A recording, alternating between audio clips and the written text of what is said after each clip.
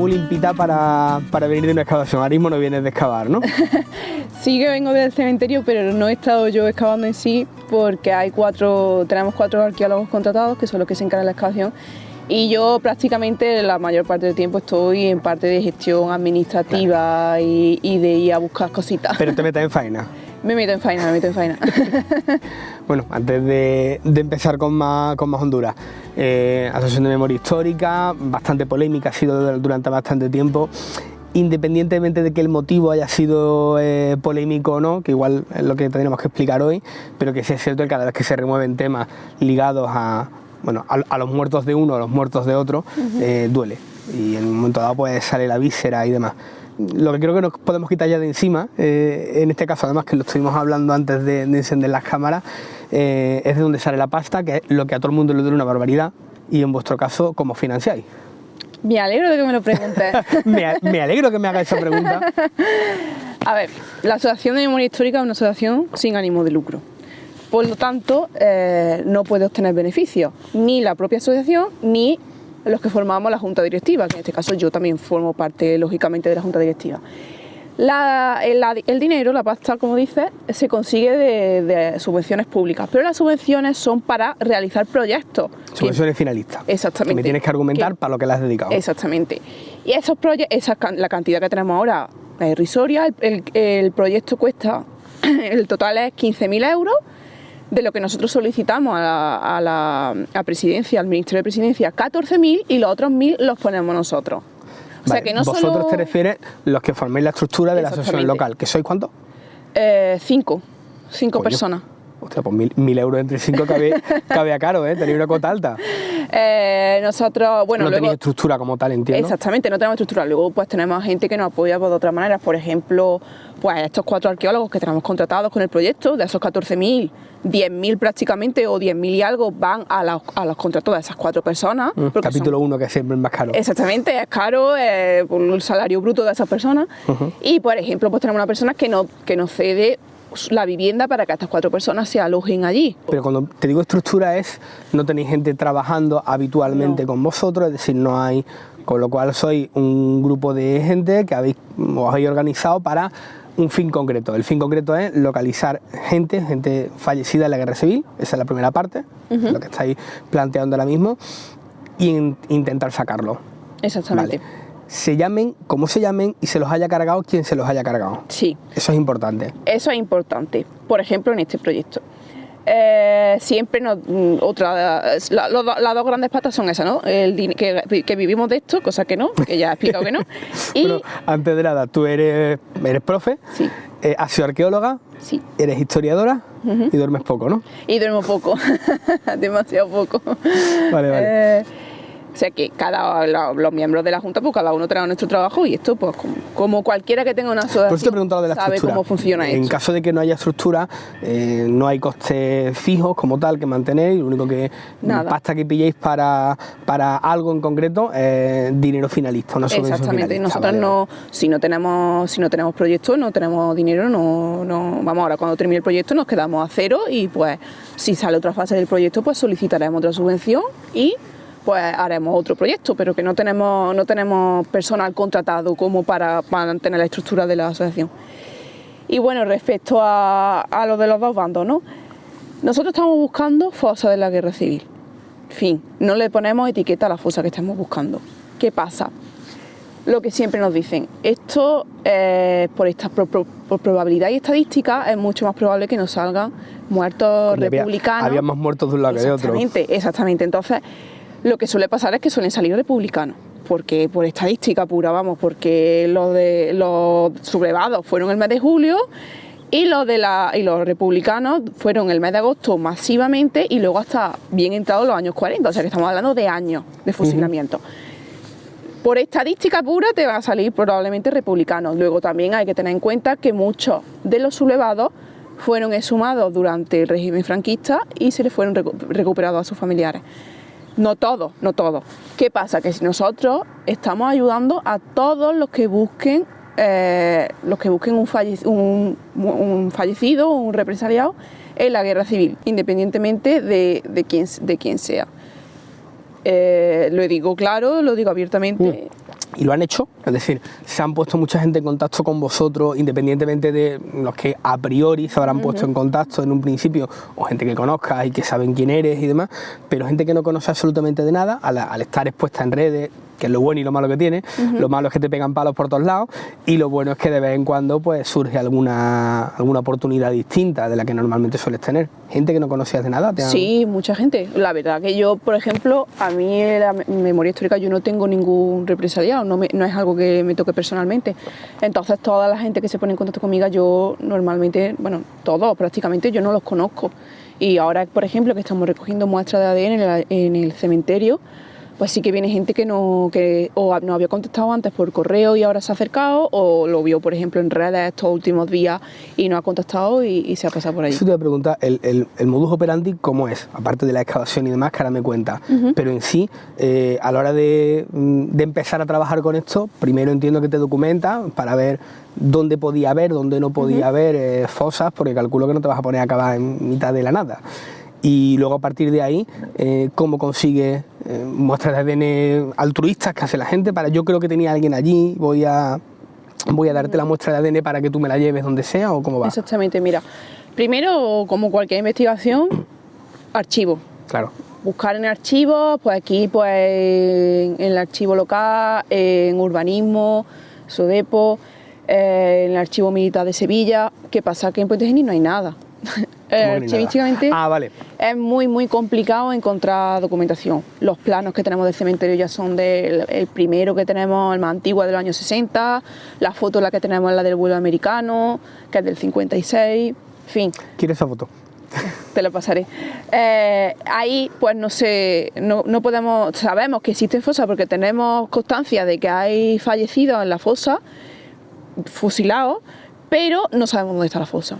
Una vez hecho eso, pues pasamos al registro de familiares.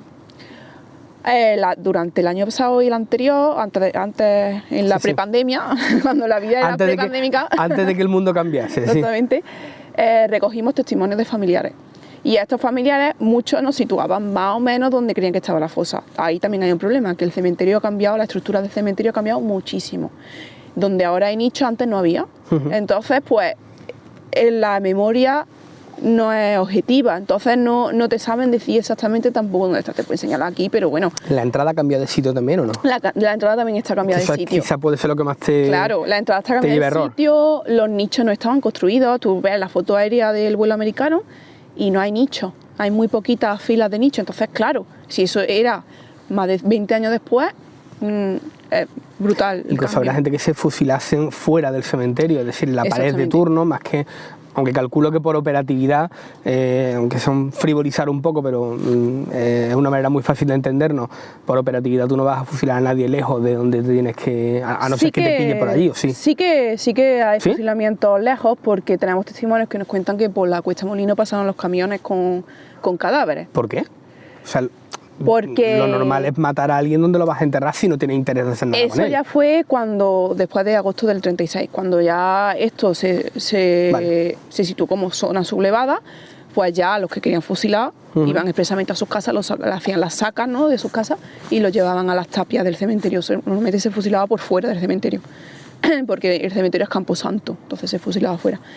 Y el problema es que en agosto del 36, cuando entran las columnas de Castejón, se fusila, eso es en caliente, se fusila pues donde se pille, y ahí la gran revuelta, y esos fallecidos, esos muertos, esos fusilados, sí que los suben al cementerio o a otros puntos. Pues también hablan de la Venta de las Flores, que está a la salida enfrente donde está. Exactamente.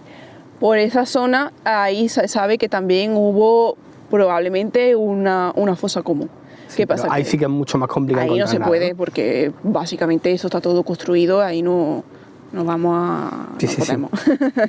Bueno, una vez que sabes más o menos el sitio, tendrás que hacer algún tipo de sondeo o de un georradar o algo así. Exactamente. Un georradar. Después de esto, pues hicimos un georradar. Contratamos fue el Instituto Andaluz de Geofísica con un profesor de la Universidad de Granada, que vino y nos pasó en georrada. En georrada al final es un escáner que te mira si hay... sí, la densidad del terreno, si hay alguna oquedad dentro, exactamente, ¿no? si hay oquedades en el terreno. Nos dio positivo en zonas donde estamos ahora excavando y ahora lo que estamos realizando en este sondeo, que no es la exhumación de la fosa común, sino la búsqueda de la fosa común a través de catas de sondeo arqueológico. Hemos realizado, la semana pasada hicimos 3 y ahora esta semana estamos haciendo otros 3. Lo empezamos el lunes a hacer esos 3 y bueno, pues a excavar y a ver ¿Y hay si algo? como. De momento pues nos hemos encontrado... ¿Algún indicio? El indicio que tenemos ahora es una bala disparada, una bala de fusil Mauser de 7 milímetros. Pero la bala, no el casquillo. La bala. Sino, con lo cual, donde impactó tiene que estar cerca. Exactamente. Vale. La bala y bueno, pues por ahí seguimos indagando. Sabemos que tiene que estar por ahí. Tanto los testimonios como el georrada nos dicen que está por ahí.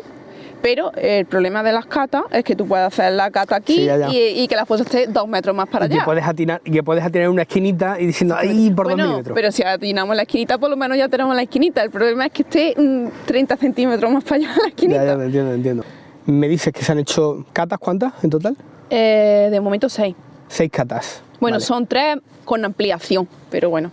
Eh, 3 que luego cuando hemos visto que ahí salen cositas extrañas en los márgenes, como tú has dicho, salen esquinitas de algo y la hemos decidido ampliar. Vale. Con lo cual, si todo va normal y fuerte, es posible que haya algo sin dar esperanzas falsas, ¿vale? Que no... Algo hay 100% seguro. No, Que lo encontremos ahora, me refiero. Que lo encontremos, pues no lo sé, no sé decirte. Estamos cerca, pero no me quiero aventurar porque es que es tan complejo y la arqueología es tan inexacta en estos términos en los que estamos hablando de situar, pues... Y lenta. Yo siempre pongo el ejemplo de mi señor mayor, Luis Alberto López Palomo, cuando me ha hablado en más de una ocasión cómo se hacía la arqueología en Fuente Álamo, cómo se abría aquello. Aquello es lento y desesperante hasta más, vamos, años y realmente tú no ves el fruto del día a día hasta que no pasa bastante tiempo. Luego miras para atrás y a lo mejor sí, ¿no? Bueno, en caso de que se encuentre algo... En caso de que se encuentre algo, tenemos que cerrar la fosa, igualmente. Chirrían mucho los dientes. Lo sé. Después de haberla encontrado, ¿no la puedes abrir? No la puedo abrir, ¿por qué? Porque no tenemos dinero. Porque como hemos dicho al principio, el dinero es el proyecto, el dinero es el que es, y cuando se acabe el dinero se acabó. Bueno, pero al menos está localizado. Vale. Exactamente, si llegamos a encontrarla, nosotros pues ya sabemos que está ahí, tapamos y lo que hay que hacer es pedir otro proyecto el año que viene o cuando sea, para poder abrirla en su totalidad. Eso ya el proyecto además sería más largo porque, bueno, el problema es que no sabemos cuánta gente puede haber en esa fosa, si hay una, si hay 10 fosas, en fin. O si la fosa es más pequeña o más grande, realmente tú solo sabes que hay una. Exactamente. Vale. Entonces, pues ese es el modo operandi, tendríamos que cerrar y volver a abrir.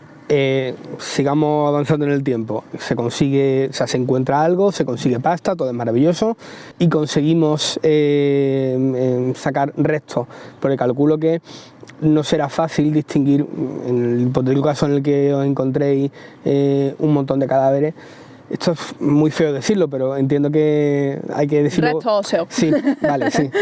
Vale, tú que eres técnica lo puedes entender mejor. Vale, pues perfecto, restos óseos. Distinguir cuáles son de cada persona tiene que ser complejo, porque calculo que allí no te enterraban de una posición concreta, sino como caía. Sí. Y bueno, pues se descompone como se descompondrá.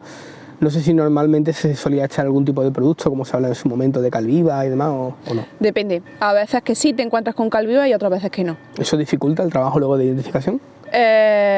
Sí.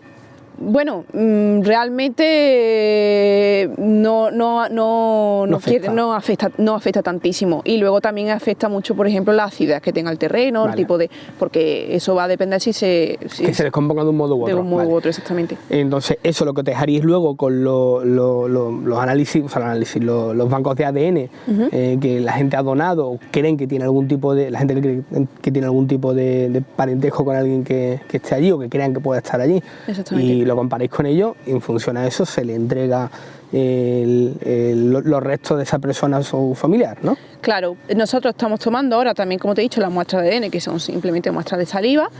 Esas muestras de los familiares, pues yo tomo eso y tomo un cuestionario de los datos básicos de la persona que está buscando. Esas muestras son enviadas a un banco de ADN que se ha habilitado en Granada para toda Andalucía, y cuando, pues en el caso de que se lleguen a exhumar los restos, se le toma el ADN a esos restos, que normalmente se toma de las muelas, que es donde más se conserva el ADN, y se cotejan con todos los que hayan llegado de familiares. Eso es un proceso muy largo, muy tedioso. Es una forma de dar esperanza, pero también es un poco... Es que lo que te decía, tiene un punto de crueldad cuando... Imagínate que alguien se ha puesto en contacto contigo ahora, yo creo que tengo ahí un familiar, pensando que va a ser relativamente rápido encontrarlo, o que seguro que lo va a encontrar. Realmente hay muy poca certeza. Claro, eso es fundamental, hablar con las personas, con los familiares que se pongan en contacto con nosotros y explicarle cómo es el procedimiento y las posibilidades que hay, cómo funciona, porque no hay que darle falsa esperanza a nadie.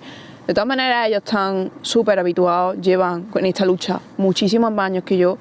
Muchos saben cómo funciona. La mayoría ya ha buscado en archivos, ya ha buscado en registros datos de sus familiares, porque tienen verdadero interés en encontrarlos. Y saben cómo están empujando, saben que seguramente saben que seguro que está por allí. Vamos. Exactamente. Vale. Y además, pues bueno, no es darle una falsa esperanza, es decirle, oye, no estáis solos, nosotros también estamos en esto, y si podemos ayudaros, pues aquí estamos. Vale. Vista la parte técnica, la parte polémica. Es decir, ¿por qué crees, ya como afectada en muchas ocasiones, porque tú eres de las que más suele dar la cara por razones obvias, porque es la que está al frente y la que más galletas te lleva? ¿Y por qué crees que ocurre eso? Porque entiendo que hay un fenómeno que ocurre siempre en redes sociales y que todos tenemos que ser conscientes de ello, y es la minoría poco silenciosa. Es decir, la gente que más ruido hace no son la mayoría. La mayoría somos la gente normal, que consumimos lo que tenemos que consumir, le echamos un vistazo a lo que haya que ver, si opina, si toca opinar, con cierta calma, porque al final dan la cara. Y luego están los hiperventilados de todo tipo y los trolls, pero que son los que más ruido hacen, pero no son la mayoría. O sea, yo que sí tengo estadísticas más o menos de cómo funciona el foro en este caso, que es lo que más funciona en Puente Genil, te digo que la mayor parte de las opiniones y opiniones de destroyer vienen casi siempre poco más o menos de los mismos perfiles, incluso de los mismos perfiles falsos, que no son gente de verdad, que desde aquí, con todo el cariño del mundo, vais a caer todos. Bueno, al principio yo hago mal, porque yo soy una persona muy visceral, y no muy visceral, sino que soy muy... No se puede decir visceral, no pasa nada, se entiende muy bien. Y al principio pues lo llevaba mal, al principio te estoy hablando de hace años. Luego también es verdad que ya hubo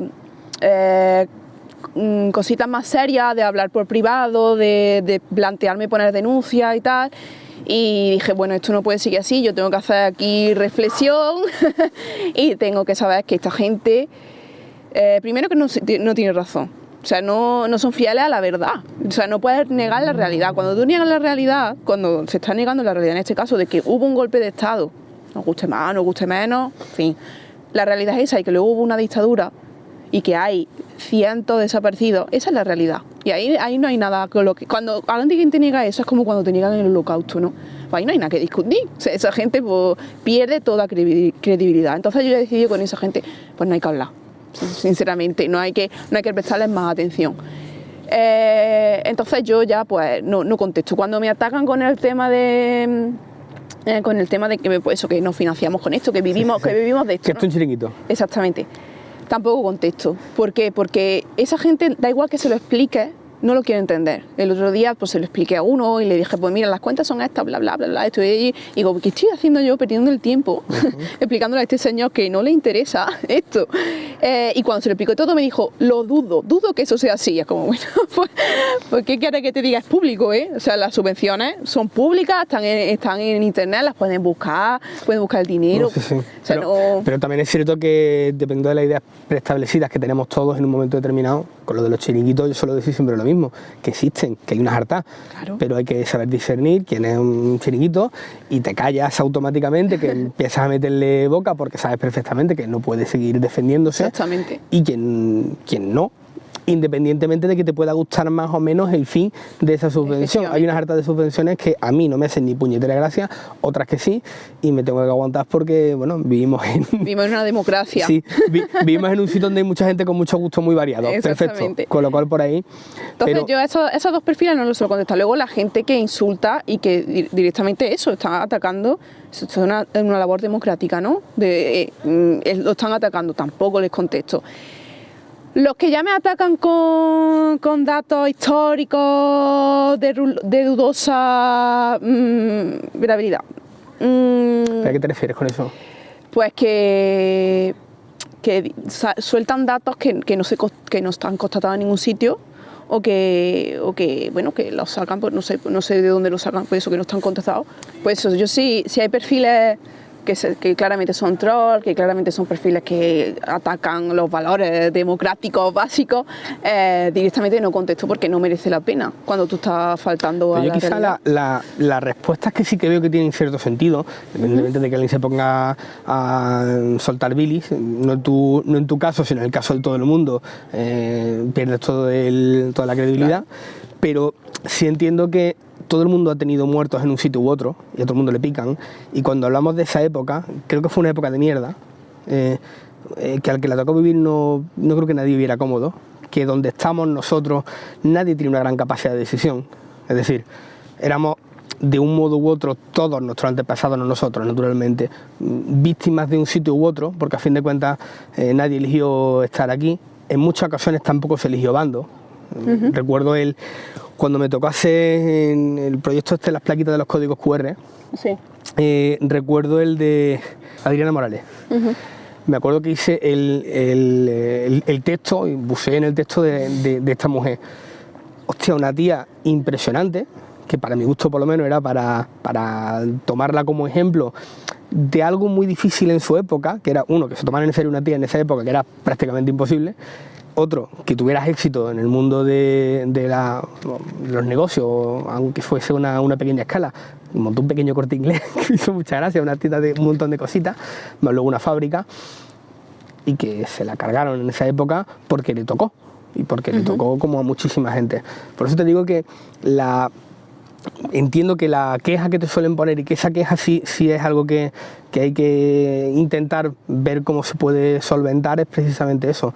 Cuando alguien te habla de sus muertos, mis muertos, ¿qué pasa? ¿Que no son importantes? Sí, los de todo el mundo, entiendo. Y de hecho lo estáis buscando, ¿no? Exactamente. Nosotros, aquí hay que discernir una cosa. Individualmente nosotros ayudamos a todo el mundo, porque todo el mundo tiene derecho a estar en un sitio digno, a tener una sepultura digna, y los familiares tienen el mismo derecho, todos, a poder ir a saber dónde está esa tumba y a poder ir a hacer... Bueno, o a negarse en un momento determinado. Oye, es una época de mi vida que he cerrado y no quiero volver a saber nada. Exactamente, oye, si no quieres saber nada, nosotros no vamos allí a pincharte. O sea que eso es básico. Luego, ¿qué pasa? Cuando tú eres historiador y estudias la historia, tú no puedes entrar en casos individuales, porque eso es muy complejo. Las motivaciones individuales son muy, muy, muy complejas. Bueno, muy complejas, y una falacia como la copa de un pino, porque tú no estabas allí y no puedes saberlo. Bueno, y aunque el caso puntual me refiero. Exactamente. Entonces tú tienes que hablar de lo que pasó en general, ¿no? En la globalidad de todo. Y lo que pasó fue que hubo un golpe de Estado, que primero aquí hubo una resistencia republicana, duraron 15 días. Después hubo un contraataque sublevado y después se implantó 40 años de dictadura. Durante esos 40 años de dictadura, aquí lo que siempre te dicen todos los familiares es: mis padres no me contaban nada, porque aquí imperó la ley del silencio, aquí y en todos sitios. Cualquier dictadura no se puede ser crítico con él.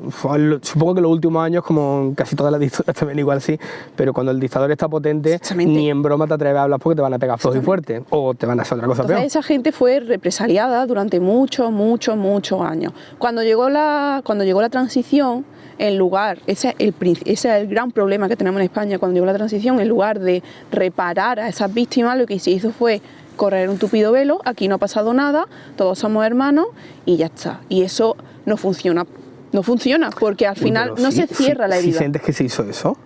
Eso se hizo. No se hizo la reparación, se tendría que haber exhumado a esas personas, se tendría que haber buscado... dices por ahí, pero bueno, en este caso el reconocimiento como tal, no sé, Bueno, mi madre es hija de un represaliado, en este caso, mi abuelo murió en un campo de concentración, mi abuela estuvo cobrando una pensión reconociendo lo que había ocurrido en este caso, con un drama brutal, y gracias a eso pudo tener al menos un sustento económico relativamente saludable. A lo que me refiero con esto, parte de la reparación sí se hizo. ¿Cuánto era la ayuda que le daban a tu No, madre? era alta. En este caso, sí. Ten en cuenta que suficiente como para vivir bien o normal.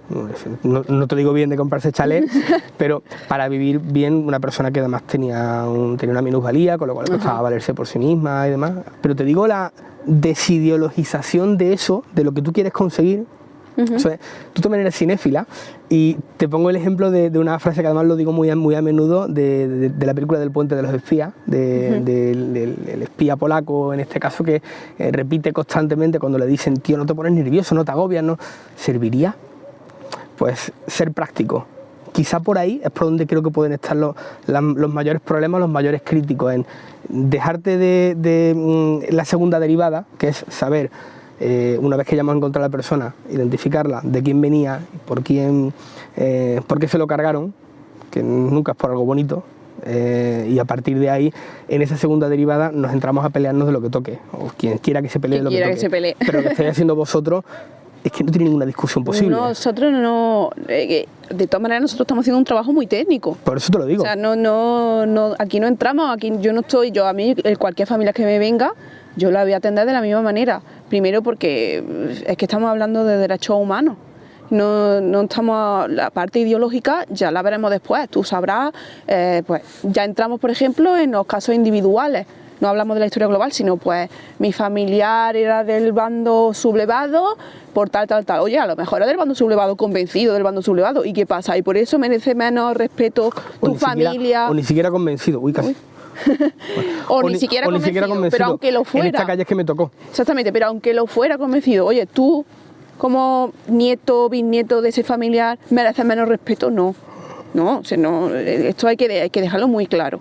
Otra cosa es cuando ya hablamos de cómo se construye la historia, y no hay que negar y no hay que falsear la historia, ni hay que decir que esto fue una guerra entre hermanos, porque eso tampoco es verdad. O sea, hombre, hubo gente que tenía un familiar muy cercano en el bando de enfrente. Claro, pero eso te estoy diciendo, eso te va ya a la microhistoria. Si tú vas a la historia en general, no, totalmente no.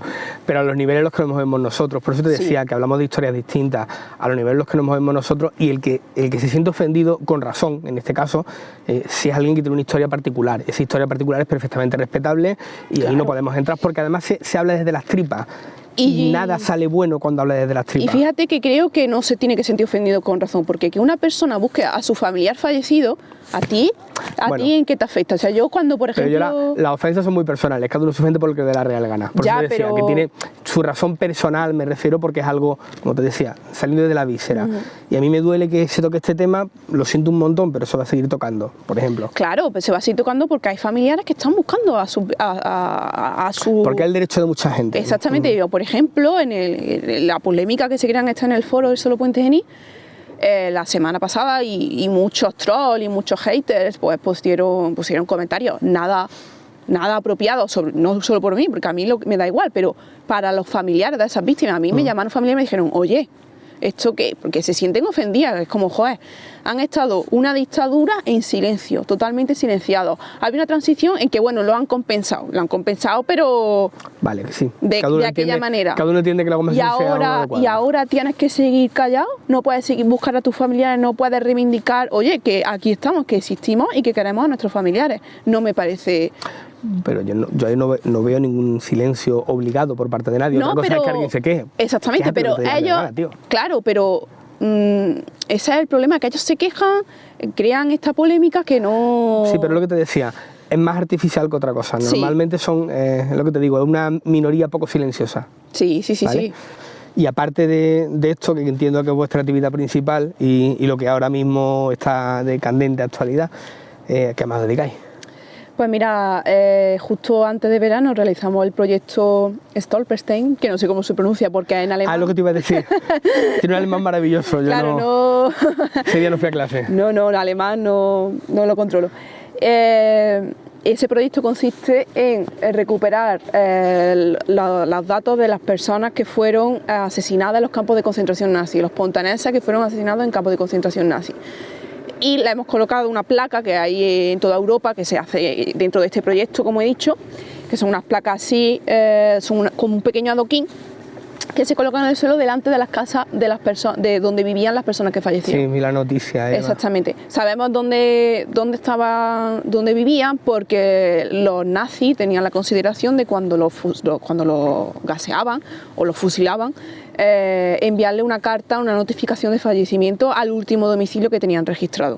Ostras, no me lo esperaba. Exactamente, y esos archivos, por ejemplo... Pues realmente sí es una... A ver, aunque suena burrada decirlo, realmente es una consideración. O sea... Ponía que fallecía... Eres un cabrón con pintas, pero un cabrón con pintas que por lo menos envía una cartita para decirle que te ha matado. Por lo menos que dejan registro. Sí. Que eso es súper importante, que ese es el problema que tenemos aquí. Para los historiadores luego viene estupendamente. Exactamente, ese es el problema que tenemos aquí con los fusilados de aquí, que no tenemos registro en la mayoría de ocasiones, sobre todo en el 36. Luego ya posteriormente pues hay juicios sumarísimos y demás, y sí tenemos registro. Y además los alemanes lo hacen también, que lo tienen todo digitalizado y te puedes meter a través de internet. Tú si quieres puedes ver... alemanes siempre. No. Puedes ver los registros de esas personas que están perfectamente digitalizados. En alemán lo tienes que ir traduciendo, pero están. Y hemos colocado 6, hay 6 en Puente Genil. Hubo una persona que sobrevivió, y esa placa, como sobrevivió, no sabemos dónde vivía esa persona, porque no le enviaron esa carta de notificación. Entonces eso sí que la hemos colocado en la Plaza Nacional, porque el proyecto indica que se coloque en un espacio público lo más cercano posible al gobierno local, al ayuntamiento. Entonces pues ahí se colocó. Fue un acto muy bonito porque vinieron familiares de esas personas, vinieron familiares, por ejemplo, de la persona que sobrevivió, que hizo su vida en Francia. Y pues, por ejemplo, fue muy emotivo porque traían cartas que se enviaron desde el campo de concentración, trajeron un trozo de la valla del campo de concentración de Gusen, y fue realmente emotivo e impactante. Estas personas, pues la verdad es que tuvieron un periplo horrible porque pasaron, normalmente eran personas exiliadas de España, republicanos que se habían exiliado de España, que no podían volver a España porque había un régimen, y que fueron pasando de campo de concentración en campo de concentración. Llegaron a Francia y ahí directamente a un campo de concentración. O los mandaron a luchar al frente de la Segunda Guerra Mundial o directamente iban pasando por campos de concentración. O sea que son vidas realmente duras. Y bueno, pues ese proyecto fue muy bonito, la verdad, y estamos muy orgullosos de formar parte de esa red internacional, y ese es el último. Otra de las luchas que tenemos, que es sin lugar a dudas, la más polémica y la que más dolor de cabeza me da en lo personal, el colegio de Pemán. Exactamente, el cambio de nombre del colegio José María Pemán. Mi colegio, al que tengo muchísimo cariño. No sabía que tú fuiste. Yo fui a ese colegio. Vale. Soy de ese barrio, mi familia vive en ese barrio y es una espinita. José María Pemán, como ya todos sabemos, le he repetido, y si no lo sabes, porque solo que que soy, seguro que lo saben, fue el presidente de la Comisión de Depuración de Profesores. ¿Eso qué quiere decir? Que él fue el que se encargó de apartar de la docencia e incluso de proponer que se fusilaran a los profesores, a los maestros y maestras de la República. En Puente Genil, no te sé decir el número exacto, tengo todos los registros, lo que pasa que no me ha dado tiempo a mirarlo. Creo que son unos 23 profesores los que hay, y muchos de ellos enseñaban en ese colegio, que no se llamaba José María Pemán. José María Pemán se llama desde la dictadura, lógicamente. Entonces, durante la dictadura se establecieron muchísimos colegios a lo largo de España con ese nombre. El único colegio público en España que queda con ese nombre es el de Puente Genil. Hay otro que es privado en Albacete, creo. Es el único que queda. ¿Y por qué crees que eso ocurre? Siendo realista, más allá de... hay un montón de gente que están convencidos de que este tío era maravilloso y demás, pero tiene un motivo. No creo que haya nadie convencido de que este tío sea maravilloso, sinceramente. Hay desconocimiento de quién era esta persona. De que entiendo que tuvo algún mérito aparte de esto. El hombre era poeta, discutible, o no, también era literato, ¿no? Por decirlo de alguna manera. La idea artística de la gente lo siento un montón, pero ahí me sobra. Eso quiero decir, yo no lo sé, no soy capaz de... Era literato, mejor o peor, eso ya ahí no entro en valorar, tampoco soy nadie para valorar la prosa de nadie. Y aparte, pero yo creo que aquí para las personas no pesa tanto la persona de PEMAN, sino que ese colegio se llame PEMAN. Exactamente, porque al final es un símbolo, ¿no? Se llama nominalización de algo, y lo que hace es olvidarte de la persona que le dio nombre y lo conviertes en un ente per se. Entonces, el colegio como tal, mis sobrinas, por ejemplo, están en el colegio de PEMAN y para ellas es el nombre del colegio. Claro, un señor que es el señor, me la trae un poquito al pairo y yo quiero que mi colegio se llame como es mi colegio. Exactamente. Y eso cuesta mucho trabajo cambiarlo, ¿eh? Sí. Pero entiendes que es por ahí. Claro, que lo entiendo. A eso me refiero, que la reticencia de la gente no tienen, creo que tienen poco que ver con el personaje histórico y tienen mucho más que ver con el orgullo de tu colegio. Exactamente, como tal. Claro que lo entiendo. Otra cosa es que el nombre, pues, te puede echar más o menos para atrás. Y entiendo que va a ser una guerra complicada, ¿eh?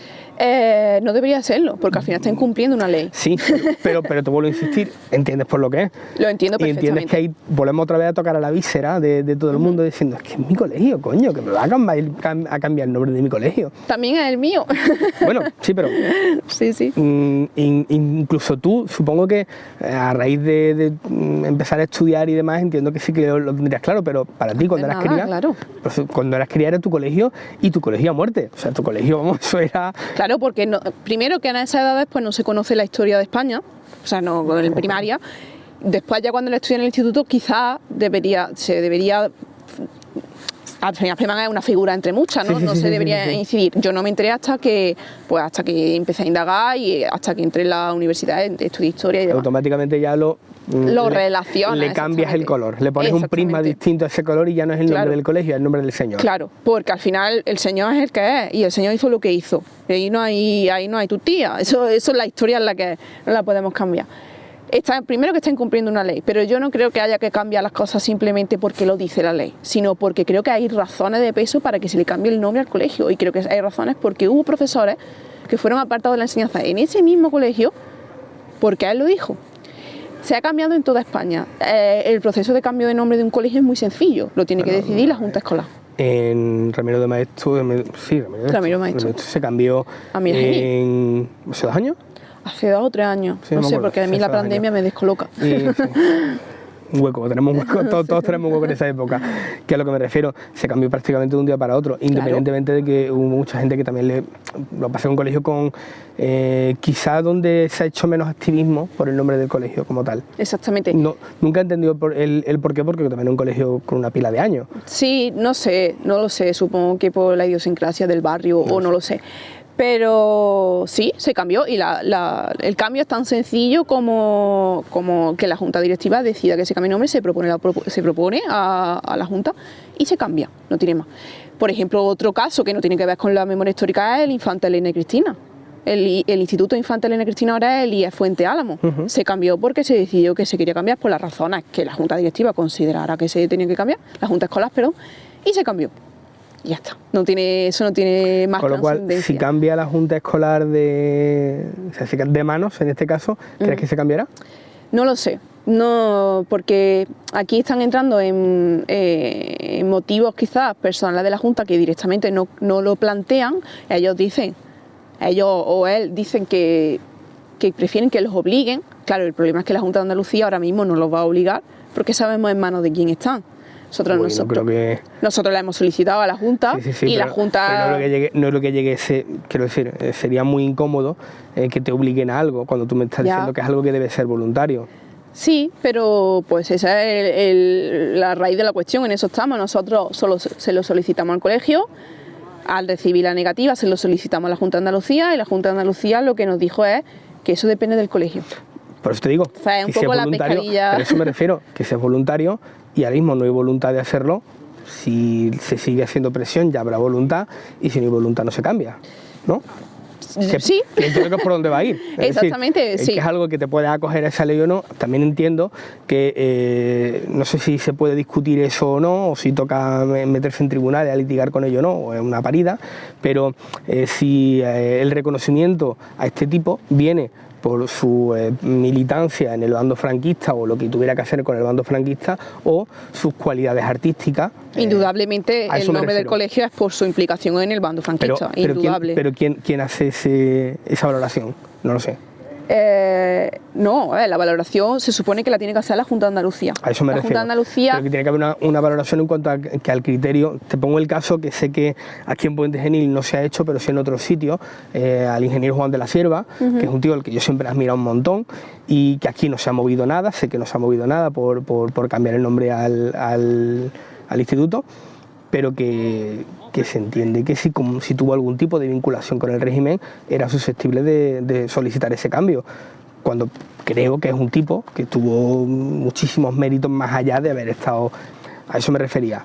Pero es que el caso de Pemán, o sea, el Pemán no estaba relacionado con el régimen, Pemán era el régimen. O sea, Pemán formó parte del régimen. Pemán dio arenga política para la sublevación, apoyó la sublevación y luego fue parte del régimen. Independientemente de todo, lo que quizá creo que podíamos sacar del ratito de charla que llevamos es que por un lado está lo que estáis haciendo desde un punto de vista técnico, que entiendo que es apolítico y aideológico, es decir, lo que estáis buscando son restos de gente que se murió en la guerra.